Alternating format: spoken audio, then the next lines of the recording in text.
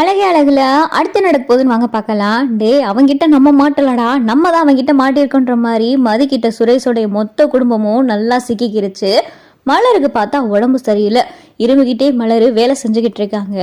என்னக்கா ஒரு மாதிரியா இருக்கீங்க, என்ன உடம்பு எதுவும் சரியில்லை அப்படின்னு சொல்லிட்டு மதி கேட்கவும், ஆமா மதி கொஞ்சம் காய்ச்சி அடிக்கிற மாதிரி இருக்கு, குறுக்கெல்லாம் ரொம்ப வலிக்குது, நின்று வேலையே செய்ய முடியல அப்படின்னு சொல்லிட்டு மலரு சொல்லவும், அக்கா நான் பண்றேன், நீங்க என்ன பண்ணணும் மட்டும் சொல்லுங்க, நைட்டு டிஃபன் மட்டும் தானே, இட்லியை வச்சு ஒரு சட்னி வச்சா போதும் தானே அப்படின்னு சொல்லிட்டு மதி சொல்லவும், நல்ல கதையா போச்சு, இட்லி வச்சு ஒரு சட்னியா, ஏன் மதி நீ வேற, சப்பாத்தி பண்ணணும், இட்லி பண்ணணும், தோசை ஊற்றணும், தேங்காய் சட்னி, தக்காளி சட்னி, சாம்பார் வைக்கணும், இதெல்லாம் இருக்குது, அவ்வளோ பாத்திரம் வேறு இருக்குது, எல்லா வேலையும் பார்க்கணும் அப்படின்னு சொல்லிட்டு மலரு சொல்லவும், என்னக்கா நைட்டு டிஃபன் தானே, ஏன் இட்லியும் சட்னியும் சாப்பிட்டு படுக்க மாட்டாங்களா அப்படின்னு சொல்லிட்டு மதி சொல்லவும், இல்லை மதி உனக்கு தான் தெரியல, இங்கே இப்படியே சாப்பிட்டு பழக்கமாக ஆயிடுச்சு, அதனால இதெல்லாம் நான் செஞ்சே ஆகணும், இதெல்லாம் நான் செஞ்சுட்டு பார்த்துக்கிறேன் அப்படின்னு சொல்லிட்டு மலர் பார்த்தா எல்லாத்தையும் பண்ணிக்கிட்டு இருக்காங்க. அக்கா சட்னியெல்லாம் கொடுங்க நான் அரைக்கிறேன் அப்படின்னு சொல்லிட்டு மதி பார்த்தா சட்னி அரைக்கிறாங்க. மதி உனக்கு இதெல்லாம் தெரியுமா அப்படின்னு சொல்லிட்டு மலர் கேட்கும்,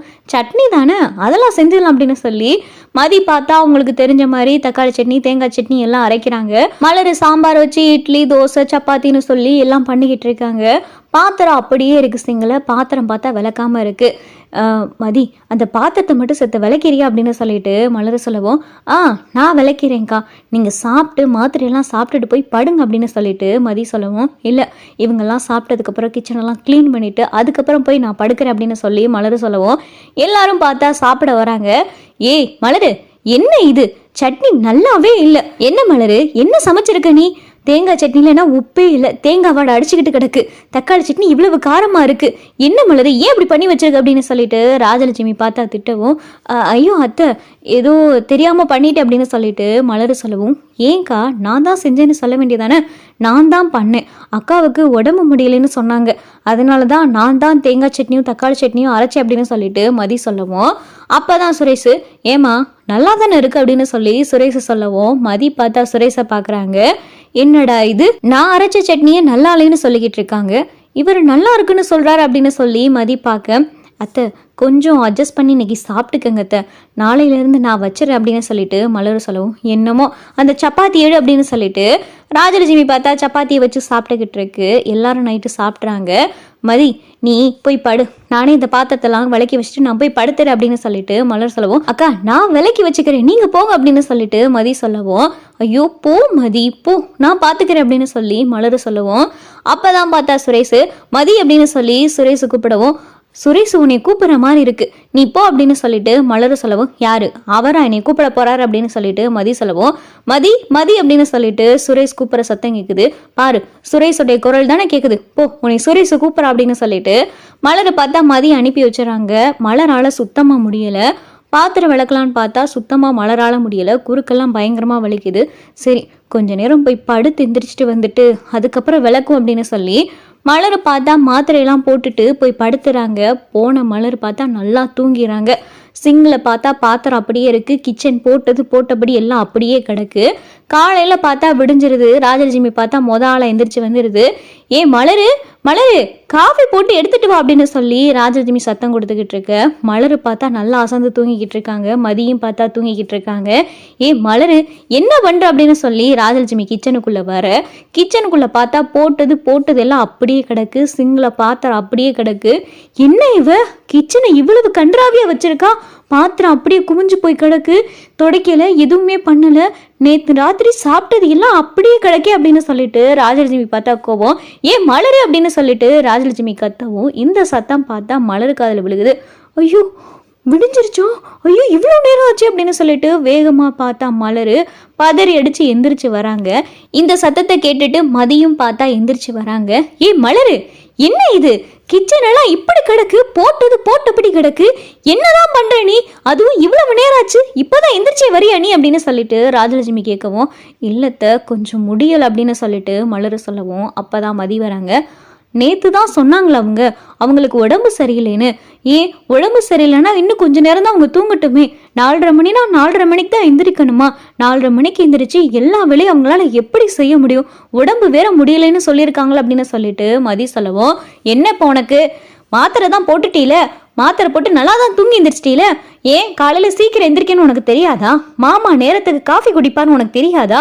ஏன் இதெல்லாம் நீ செய்யாம இருக்க அப்படின்னு சொல்லி ராஜலட்சுமி கேட்கவும், அப்பதான் மதி ஏன் நீங்க செய்ய மாட்டீங்களா அப்படின்னு சொல்லி மதி கேட்கவும், ராஜலட்சுமிக்கு பார்த்தா பயங்கரமான அதிர்ச்சி. மலர் பார்த்தா பார்த்து வாயடைச்சு போயிடறாங்க. ஏன் நீங்க இதை செய்ய மாட்டேங்கிறீங்க? அவங்களுக்கு உடம்பு சரியில்லை, அவங்க மட்டும்தான் இந்த வீட்டுல வேலை செய்யணுமா? ஆமா, நானும் உங்களை வந்ததுல இருந்து பார்த்துக்கிட்டு தான் இருக்கேன். நீங்க ஒரு வேலை கூட செய்யற மாதிரியே தெரியல. சாப்பிட்றீங்க, டிவி பாக்குறீங்க, தூங்குறீங்க. இப்படியே இருந்தா உங்க உடம்பு என்ன ஆகும்?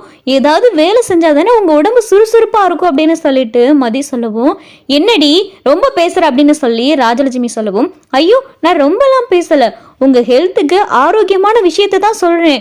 நீங்க சாப்பிட்டு அப்படியே உட்காந்தே இருந்தீங்கன்னா உங்க உடம்புல கொலஸ்ட்ரால் அதிகமாயிரும், அப்புறம் பிபி சுகர்னு சொல்லி எல்லாம் வந்துடும் அப்படின்னு சொல்லிட்டு மதி சொல்லவும், பாத்தியா மலரு இவ எப்படி பேசுறான்னு அப்படின்னு சொல்லிட்டு ராஜலட்சுமி சொல்லவும், நான் உங்களை வேலை செய்யுங்கன்னு தான் சொன்னேன். வேலை செய்யாம சும்மாவே உட்காந்துருந்தா உங்களுக்கு தான் ஆக்டிவா இருக்க முடியாது. நீங்க அந்த பாத்திரத்தை விளக்கலால, காலையில அவங்க எந்திரிச்சு வர லேட் ஆயிருச்சு.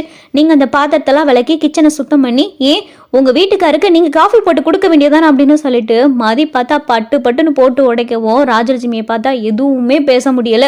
என்ன இவ இம்பிட்டு திமிரா பேச அப்படின்னு சொல்லிட்டு ராஜலட்சுமி மதியவே பார்த்துக்கிட்டு நிற்கவும், அக்கா நீங்க போங்க, நீங்க போய் இன்னும் கொஞ்ச நேரம் ரெஸ்ட் எடுத்துட்டு வாங்க, நான் காஃபி போட்டு கொடுக்குறேன் அப்படின்னு சொல்லிட்டு மதி சொல்லுவோம். ஐயோ மதி போதும் மதி, நீ இவ்வளவு தூரம் பேசுன வரையவே போதும், நானே எல்லாத்தையும் பார்த்துக்கிறேன் அப்படின்னு சொல்லிட்டு மலரை பார்த்தா அறக்க பறக்க எல்லாத்தையும் பார்த்துக்கிட்டு இருக்காங்க.